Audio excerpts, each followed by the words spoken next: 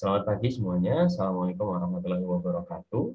Eh, Selamat pagi semuanya. Assalamualaikum warahmatullahi wabarakatuh. Kita kembali lagi di mata kuliah kita ya, Data Mining and Knowledge Management. Sekarang kita sudah ada di pertemuan yang ke-10. Kita akan melanjutkan pertemuan kita yang kemarin, pembahasan tentang frequent pattern mining atau association rule. Ya. Nah,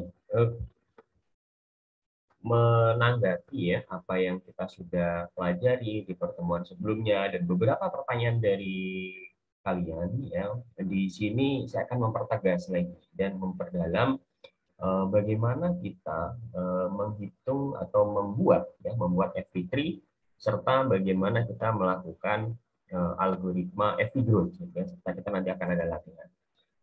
Nah, kalau teman-teman masih ingat bahwa association rule itu dengan a priori ya, yang pertemuan kemarin sudah kita bahas, itu ada beberapa kelemahan, ya, yaitu kita akan memiliki banyak pola kombinasi data yang frequent gitu ya, atau data yang sering muncul. Kita menyebutnya sebagai frequent pattern ya di pertemuan kemarin. Sehingga akan ada perlu banyak item gitu ya untuk memenuhi minimum support gitu ya. Nah, masalahnya ini akan membutuhkan waktu yang cukup lama. Di pertemuan kemarin sudah kita tunjukkan ya bagaimana kita bisa menghitung gitu ya untuk worst case. Bagaimana kita menghitung frequent pattern yang jumlahnya ternyata perlu banyak gitu ya. Nah, ini membutuhkan waktu yang lama karena kita harus melakukan scanning pada database transaksi ya, yang selalu harus berulang-ulang ya untuk mendapatkan frequent pattern secara ideal. Nah, di tahun 2003, Chow mempropos ya algoritma atau metode FP3 atau frequent pattern tree. Ini untuk mengatasi kendala pada algoritma a priori yang sudah kita bahas di pertemuan sebelumnya. Idenya sebenarnya sangat simpel sekali, yaitu bagaimana kita mengkompresi data yang kita miliki tadi itu dalam bentuk tree atau dalam bentuk pohon begitu ya. Serta di sini kita tidak akan perlu melakukan candidate generation seperti yang kita lakukan kemarin di di algoritma untuk a priori ya.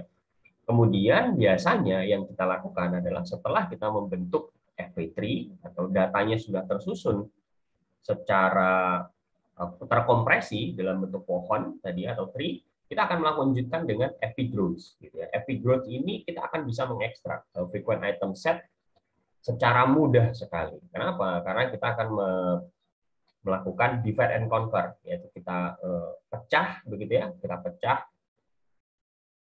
iterasi yang dilakukan, kemudian kita lakukan iterasinya satu persatu, divide and conquer. Ya, kita bahas satu persatu. Ya.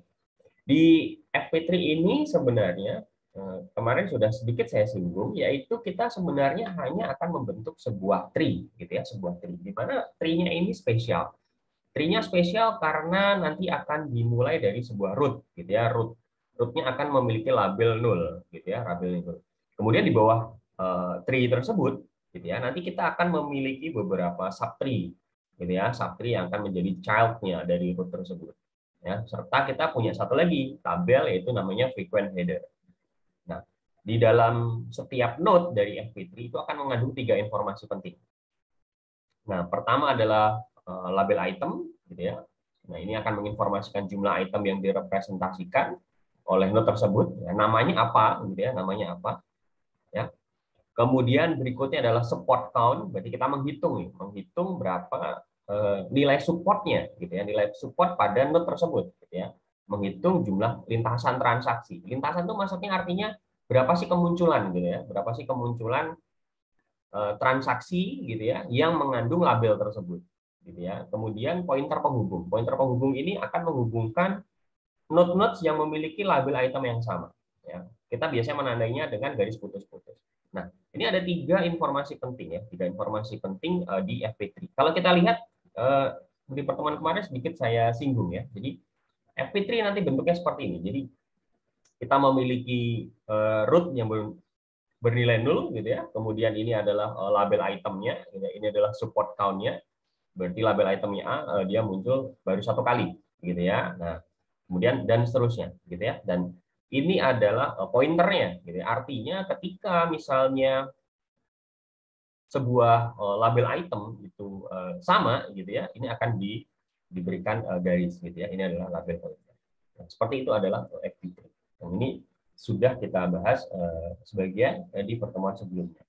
Nah, isi dari setiap baris ya di frequent header, kita akan selain mempunyai FP3, kita juga memiliki satu tabel lagi yang kita sebut sebagai tabel frequent header. Di tabel frequent header ini kita akan memiliki nilai atau berupa label itemnya, terus kemudian juga kita akan memiliki nilai dari head dari node link yang akan menunjuk ke node pertama pada FP3 yang menyimpan label tersebut. Oke, nanti kita akan bahas contohnya secara lebih detail. Nah, tahapannya bagaimana pada saat kita akan membentuk FP3 tersebut? Pada prinsipnya tujuan dari kita membentuk FP3 itu adalah mengkompresi datanya, gitu ya. Kemudian setelah kita mengkompresi data, artinya kita sudah memperoleh representasi data yang sudah lebih efisien di dalam memori. Nah, karena tidak selesai sampai di situ saja, target dari association rule ini adalah untuk memperoleh item-item yang sering muncul gitu ya, atau frequent item set. Berarti berikutnya kita akan melakukan ekstraksi frequent item set dari FP3 tersebut. Dengan apa? Yaitu dengan algoritma FP Growth.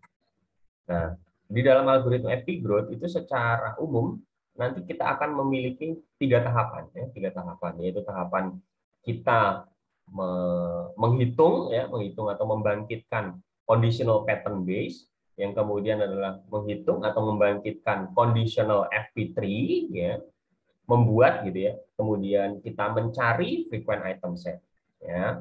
Nah, ini tahapannya jelas sekali ya. Jadi kita membentuk pattern base-nya dulu, conditional, kemudian kita membentuk FP3-nya juga yang conditional, baru kita ekstraksi frequent item set-nya. Nah, conditional pattern base itu apa? Conditional pattern base itu adalah sub dari database transaksi yang sudah kita miliki, yang akan memiliki prefix paths ya, atau awalan gitu ya, serta suffix pattern atau akhiran ya. Nanti akan kita jelaskan, nanti akan saya jelaskan ya.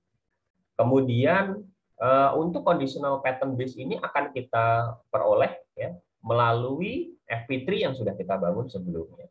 Ya, jadi kita sudah pertama tadi sudah memperoleh FP3 begitu ya. Nah, kemudian kita akan membentuk nih pattern base yang kondisional. Ya, berikutnya adalah kita membuat FP3 tapi yang kondisional.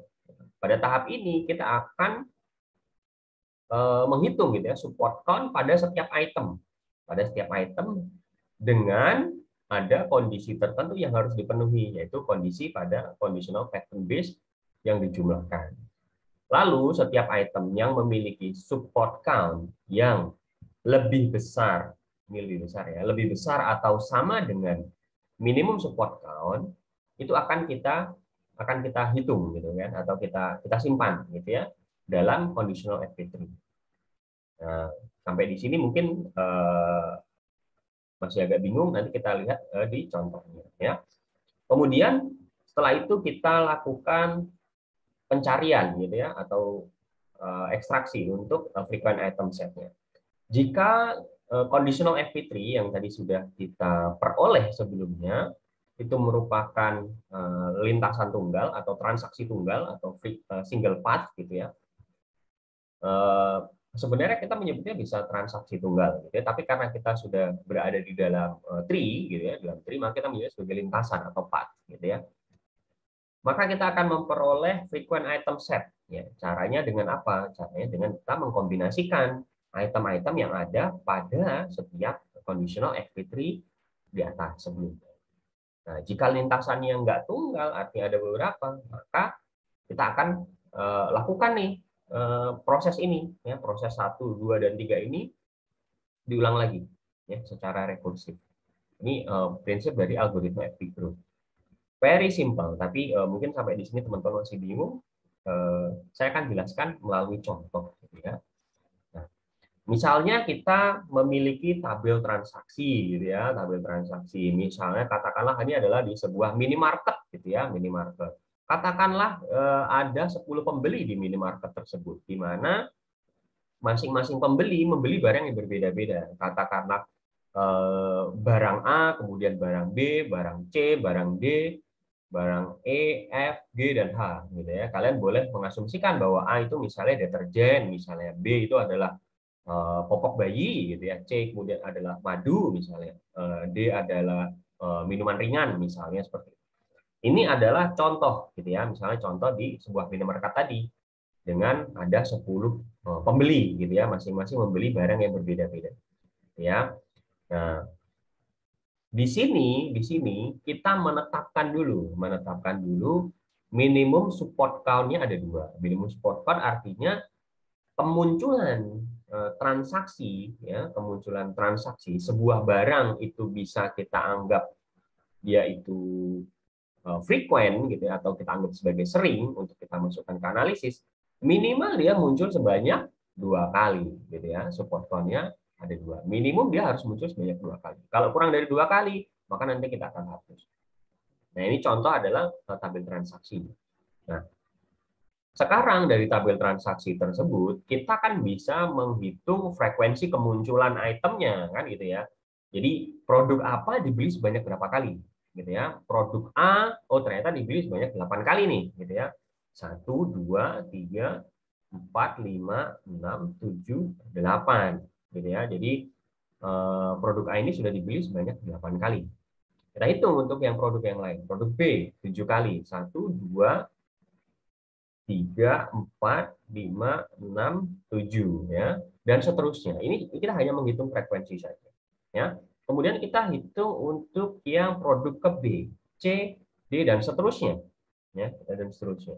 Kita akan memperoleh nih bahwa ada produk-produk yang ternyata dia itu hanya dibeli kurang dari minimum support count yang sudah kita tetapkan, gitu ya. Artinya kita menganggap itu kalau barang dibelinya tuh kurang dari 2 kali, ya sudahlah, ini barang ini tidak perlu kita analisis lebih lanjut, gitu, karena nggak frequent atau nggak sering dibeli, gitu ya. Artinya bukan barang favorit.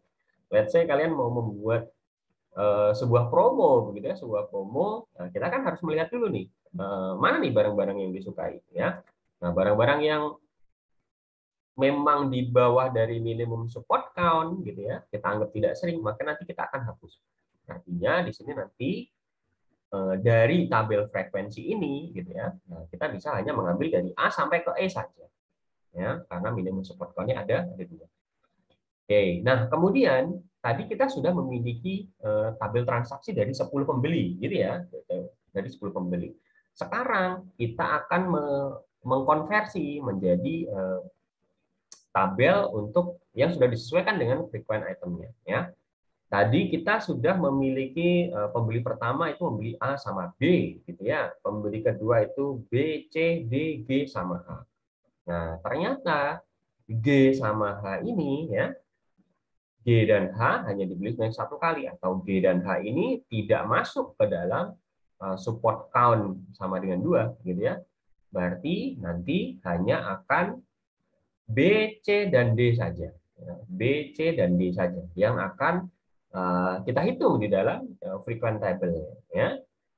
Nah, sehingga dari masing-masing transaksi tadi, ya, kita konversi untuk menghilangkan item-item atau produk-produk yang dibelinya tidak memenuhi syarat dari minimum support count kita yang tadi sudah kita tetapkan. Contohnya misalnya 2, ya.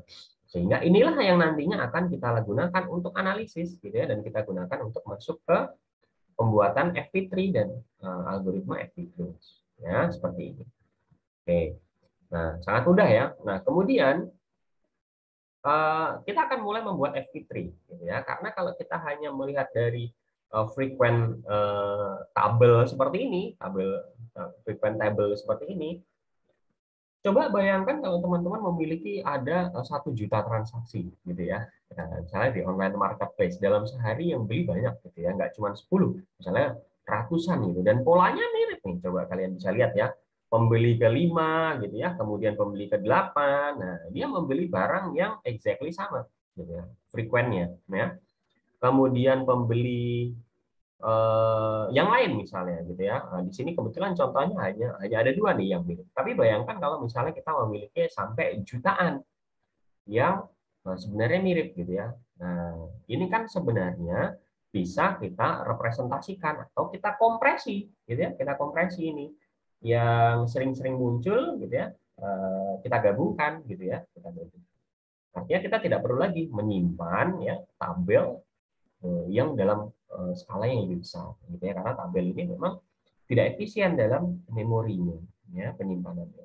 Nah, caranya adalah bagaimana? Yang paling efisien adalah dengan membuat dalam skema berbentuk pohon atau tree ya. Sehingga kita akan membuat frequent pattern tree atau FP tree. Pertama kita membuat dulu yang rootnya tentu saja 0 gitu ya, rootnya 0. Nah, kita baca dulu dari transaksi pertama. Ya, transaksi pertama. Transaksi pertama dia ternyata A dan B. Ya, nah, berarti mudah sekali. Kita mulai dari 0, kemudian ke A, kemudian ke B. Very simple. Betul ya? Nah, kemudian kita lihat dulu nih. Kita lihat dulu. A muncul berapa kali, B muncul berapa kali. Ya, karena kita baru melihat di scanning di baris pertama, ya, kita baru scanning di baris pertama, maka A muncul banyak sekali, B juga muncul sebanyak sekali. Seperti ini, gitu ya. Nah, sehingga kita bisa melihat nih apa namanya kemunculannya. Kita scanning gitu ya dari per baris. Ya, kita scanning per baris. Oke. Berikutnya kita lihat nih transaksi yang kedua. Transaksi kedua tadi kita punya B, C dan D, gitu ya. Nah, sekarang kita buat nih, kita masukkan B, C, D ke dalam tree, ya. Ke dalam B, C dan D. Maka tadi sudah ada A, B, gitu ya. B, C, D berarti kita buat lagi nih. B, C, dan D. Gitu ya. B, C, dan D. Very simple. Nah, coba dilihat teman-teman semuanya bahwa B di sini dan B di sini ini sama. Gitu ya. Maka kita akan membuat link. Gitu ya. Nah, walaupun di transaksi 1 dan 2 ini dengan paths-nya ini berbeda atau disjoin, gitu ya. Karena apa? Karena prefix-nya berbeda. Prefix itu apa? Prefix itu adalah item yang muncul lebih dulu.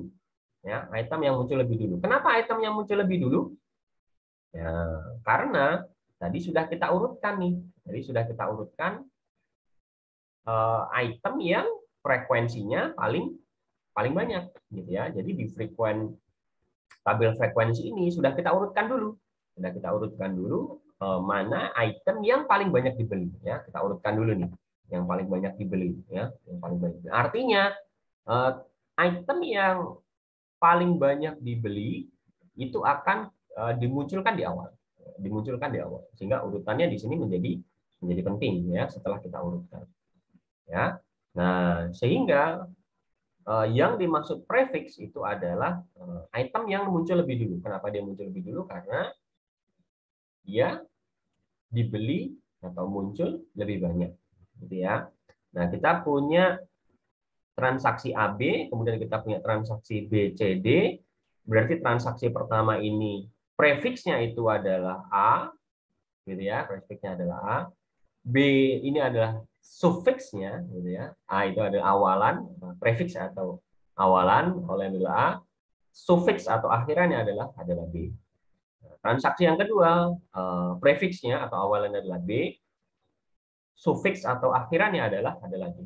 Nah, di sini bisa dilihat bahwa walaupun transaksi pertama dan transaksi kedua ini sama-sama ada B-nya, betul ya, ada B-nya ya, membeli barang yang sama ya di dalamnya.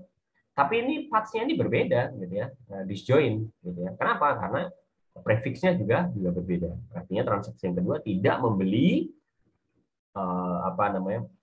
produk A, gitu ya, atau item A.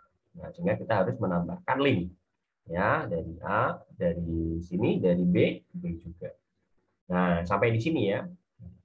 Kemudian kita masuk nih ke transaksi yang ketiga. Nah, transaksi ketiga adalah A, C, D, dan E.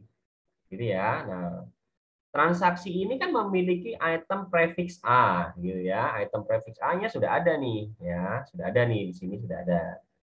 Nah, sama dengan transaksi yang pertama tadi. Jadi, untuk part 1 dan part 3 akan ada overlap. Ya, dan jumlah atau count dari frekuensi untuk A akan kita tambah 1. Gitu ya. Tadi sebelumnya kita sudah punya AB seperti ini, ya.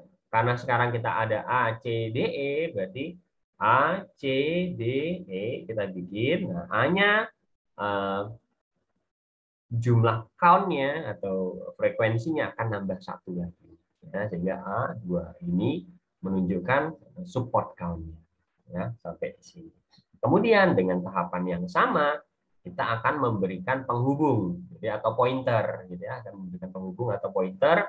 Dari C di sini juga muncul. Nah, C di sini juga muncul, maka kita berikan pointer penghubung. Oke.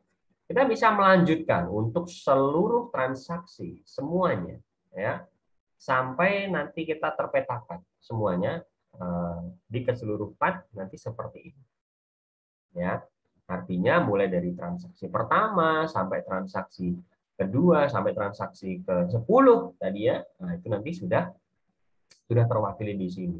Coba teman-teman lihat ya bahwa di tabel frekuensi ini kita memiliki item atau produk yang kita urutkan ya.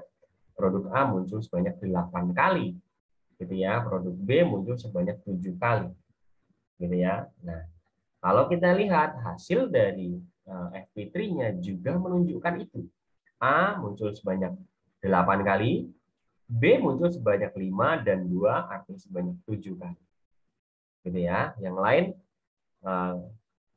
C sebanyak 6 kali. Gitu ya. Jadi ini adalah representasi yang sangat fleksibel dan sangat hemat memori. Artinya dengan membuat tree seperti ini, teman-teman bisa mengkonversi dari transaksi yang seperti ini. Artinya, kalau di sini tidak terlihat lagi similarity atau kesamaan antar transaksi, tapi kalau di dalam FP3 tadi sudah langsung terlihat nih mana transaksi-transaksi yang ada kemiripan ya dengan transaksi yang lainnya karena diwujudkan dalam bentuk FP3-nya. Gitu ya. Di sini kita bisa melihat nih ada transaksi BCD gitu ya, ada AB saja, ada ABC gitu ya, kemudian ada apa lagi nih ACBE gitu ya, kemudian ada ADE gitu ya. Nah, bisa terlihat nih ya bahwa ada beberapa kemiripan gitu ya. Dan semakin banyak item yang muncul, itu akan kita berikan nilai count-nya yang lebih banyak. Nah, sampai di sini mudah-mudahan teman-teman bisa mengikuti. Nah, ukuran dari FP3 ini memang biasanya itu lebih kecil dari raw data yang asli. Kenapa? Karena akan ada banyak transaksi yang memiliki item yang sama, ya, sehingga prefixnya juga sama. Nah, di sini representasi ini menjadi sangat efisien. Ya. Kita bisa mengestimasi nih untuk best case skenario-nya itu kalau misalnya semua transaksi itu memiliki item yang sama, ya. Semua pembeli ternyata membeli produk A dan B, A dan B, A dan B, A dan B, A dan B, gitu ya. Sebanyak 1 juta kali. Nah, kita nggak perlu tuh menyimpan sebanyak 1 juta. Kita hanya menyimpan satu saja, ya, satu part pada FP3. Nah, ini mudah sekali. Ya, ini best case skenario. Nah, kalau worst case skenario-nya bagaimana? Worst case skenario adalah tiap transaksi itu ternyata memiliki himpunan item yang unik, tidak ada yang sama. Ya, artinya ukuran dari FP3-nya akan sama nih dengan data yang aslinya tadi, ya, akan sama nih. Nah, sehingga untuk ukuran gitu ya, base case-nya satu gitu ya, tapi worst case-nya sama gitu ya dengan tabel yang seharusnya. Jadi ini akan sangat efisien sekali. Tapi perlu diingat bahwa kebutuhan untuk menyimpan FP3 ini lebih tinggi gitu ya. Kenapa? Karena kita perlu menyimpan pointer untuk node serta counternya tadi ya, atau jumlah ini ya, counter ini ya, jumlah untuk masing-masing kemunculan tadi ya. Dan di sini kita akan sangat mudah sekali nanti kita melakukan pencarian ya, melakukan pencarian karena sudah menggunakan tree. Teman-teman bisa menggunakan nanti itu binary first search, bisa menggunakan depth first search gitu ya, mudah sekali. Nah, selain itu ukuran FP3 ini akan sangat tergantung nih bagaimana itemnya diurutkan. Ya. Nah, pengurutan itu biasanya memang berdasarkan nilai supportnya yang menurun, gitu ya. Nah, tapi memang tidak selalu. Kalau kita mengurutkan dengan berdasarkan support yang menurun, itu harus akan menghasilkan tree yang terkecil. Nggak selalu, ya. Nah, kita bisa menggunakan teknik heuristik untuk hal ini. Nah, oke, teman-teman semuanya kita sudah berhasil membuat FP3 tadi ya. Nah, sekarang bagaimana nih kita mau mengekstrak frequent item set? Ya, mana nih item-item yang sering muncul tuh kombinasinya apa saja dari FP3 tadi.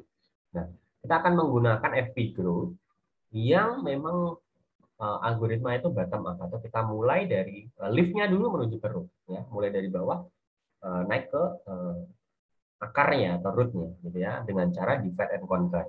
Pertama kita cari dulu frequent item set ya dari akhirannya dulu gitu ya. Misalnya kita mau mencari apa namanya frequent item setnya misalnya ADE gitu ya atau CDE misalnya gitu ya. Nah, CDE berarti kita akan menghitungnya itu dari bawah dulu nih, dari belakang dulu nih, dari E ya, CDE ya, kemudian ke DE-nya. Kemudian kita cari.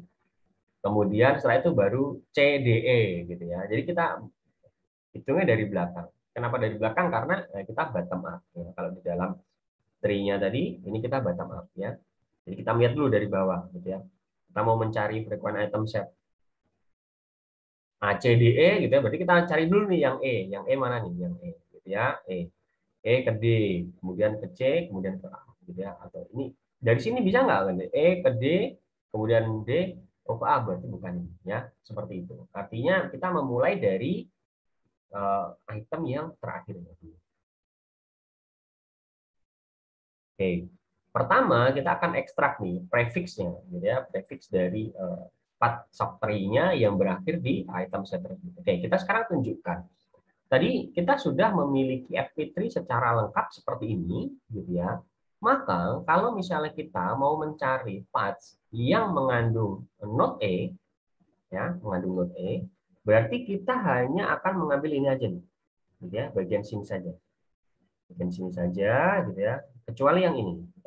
Di satu ini enggak karena enggak mengandung E ya, bagian yang saja, maka kita akan memperoleh subtree seperti ini, gitu ya, subtree seperti ini untuk yang path mengandung not E. Path yang mengandung not D, gitu ya, berarti yang sebelah sini mengandung not D, ya, mengandung not D semua, ya. Kemudian path yang mengandung not B, berarti kita bisa potong dari sini saja, ya. Oke, path yang mengandung not C sama saja, ya, kita potong di sini. Oke, pas yang mengandung not A, nah, hanya yang paling ujung saja. Mudah sekali ya, berarti kita sekarang sudah memiliki prefix path subtree, gitu ya. Kita punya subtree dari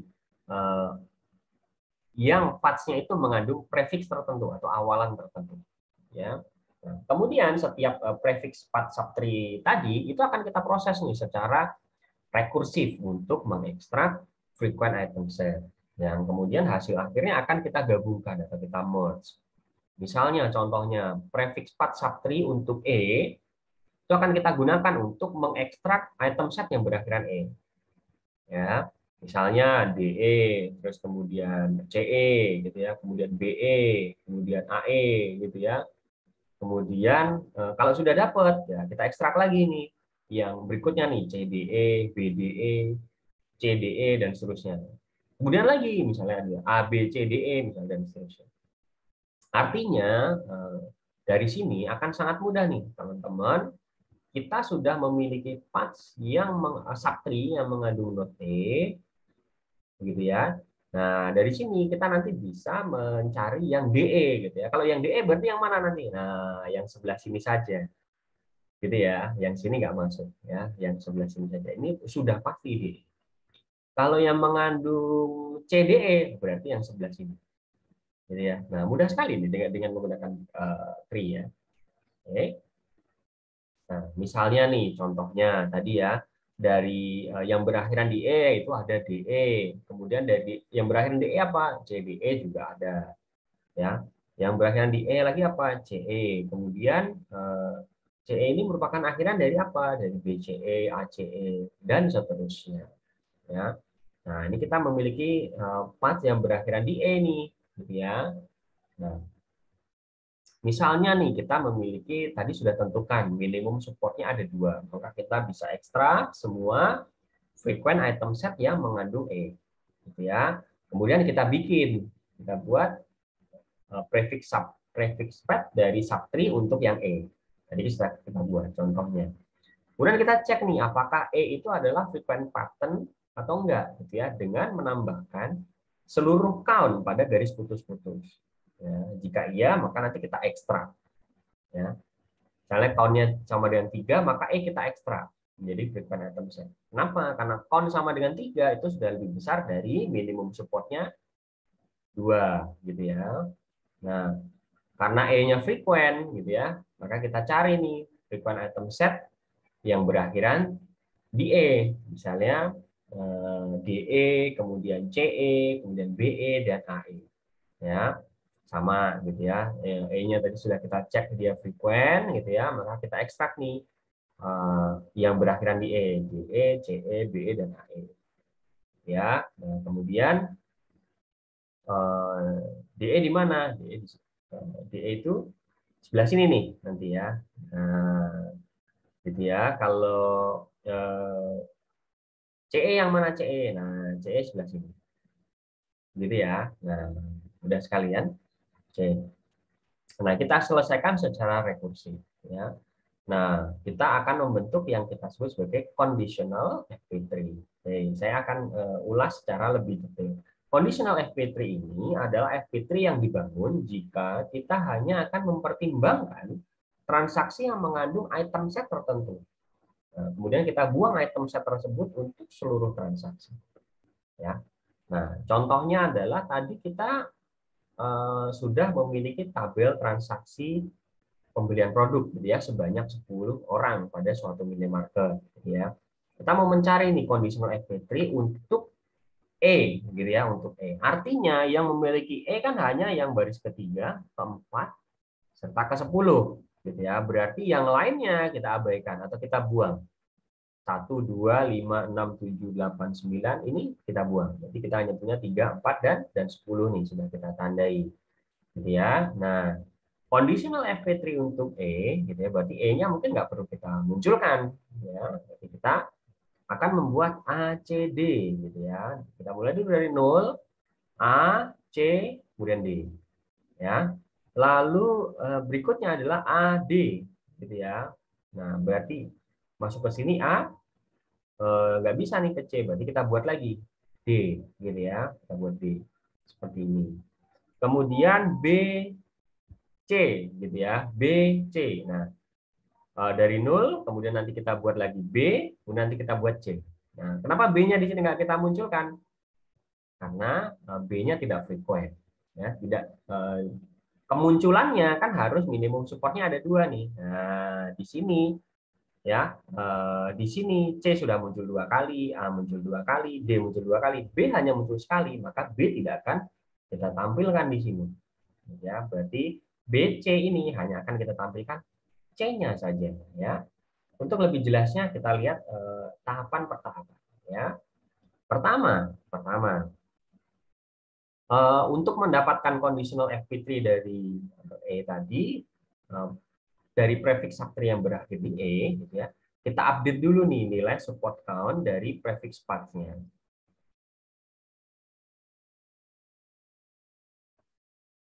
Oke, jadi untuk membuat conditional FP3 pada E tadi ya, kita nanti hasil akhirnya akan seperti ini. Ya. Nah, tahapannya bagaimana? Tahapannya adalah kita sebenarnya tadi sudah memiliki ya prefix path subtree untuk E, gitu ya. Prefix path subtree untuk E seperti ini yang kita peroleh dari mana? Dari yang sebelumnya. Ya, jadi FP3 yang lengkap, gitu ya. Kemudian kita bisa sudah memperoleh prefix path subtree untuk prefix E-nya, gitu ya, yang mengandung E seperti ini.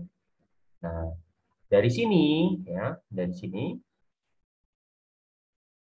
dari sini kita update dulu ya nilai support count-nya gitu ya, karena ini support count-nya belum menunjukkan nilai kondisional pada FP3 untuk yang E gitu ya. Maka di mana kita sudah membuang nih beberapa yang tidak mengandung E gitu ya, beberapa yang tidak mengandung E. Artinya kita update.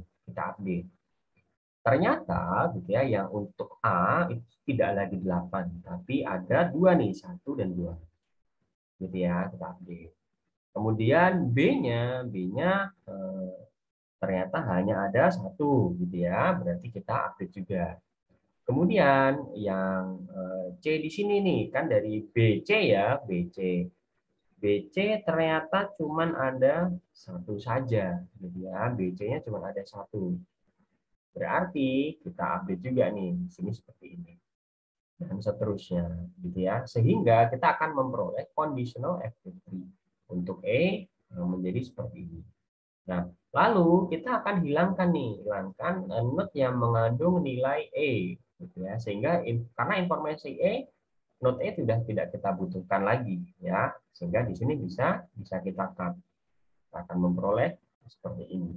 Nah, setelah itu, kita akan mengecek nih, mana item-item yang sebenarnya tidak frequent. Ya, tidak frequent atau tidak sering gitu ya dari prefix path-nya. Misalnya nih, tadi kita tahu bahwa B itu hanya muncul sebanyak sekali atau memiliki support hanya 1. Ya. Padahal kita sudah mendefinisikan tadi ya, harus memiliki support minimum 2 gitu ya. Karena hanya ada 1 transaksi yang mengandung B. Sehingga kalau misalnya kita mau mencari BE gitu ya, BE jadi tidak penting lagi gitu ya, sehingga ini yang B akhirnya kita buang gitu ya, kita buang nih. Di sini kita buang. Nah, pertanyaannya mengapa C dan D tidak dibuang gitu ya? Ini kan yang B-nya sudah dibuang karena dia yang 1. Kenapa C dan D tidak dibuang? Karena kita memiliki pointer gitu ya, dari C di sini kemudian C ke sini. Artinya jumlah secara keseluruhan itu C-nya ada 1, kemudian di sini 1, berarti jumlahnya ada 2. Jumlah secara keseluruhan C-nya sudah 2 atau sudah memenuhi minimum support count ya. D demikian juga ya.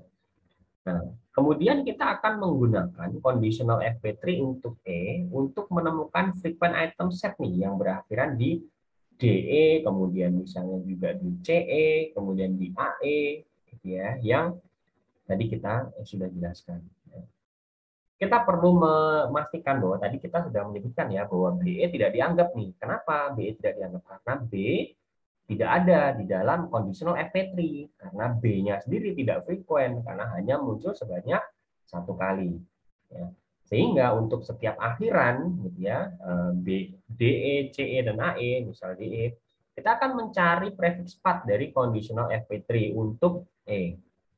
Kita ekstrak frequent item set-nya, kemudian kita buat conditional FP3 secara rekursif gitu ya. Misalnya dari E, kemudian kita membuat yang DE, kemudian kita buat lagi yang ADE gitu ya, yang di dalamnya pasti ada mengandung DE juga, sekaligus juga mengandung A, D, dan E. Gitu ya. Nah, sehingga kalau kita memiliki conditional FP3, ya, tadi kita sudah memiliki FP3 untuk E, subpaths-nya, sub-3 untuk E, gitu ya. Nah, sekarang kita sudah memperoleh nih conditional FP3 untuk E saja yang sudah kita update nih. Ya, sudah kita update.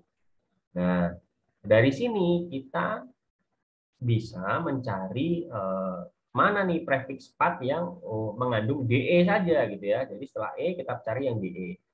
Nah, akan memperoleh seperti ini gitu ya. Karena yang mengandung DE saja itu hanya yang di sebelah sini saja nih ya. Ini kan tidak mengandung D ya, tidak mengandung DE ya. Nanti ini hanya CE saja ya. Nah, sehingga lalu dari sini kita lakukan lagi seperti tahapan tadi, yaitu apa? Kita cut ya, kita cut yang D yang mengandung D-nya karena sudah ada nih di dalam DE. Berarti otomatis ini kita buang.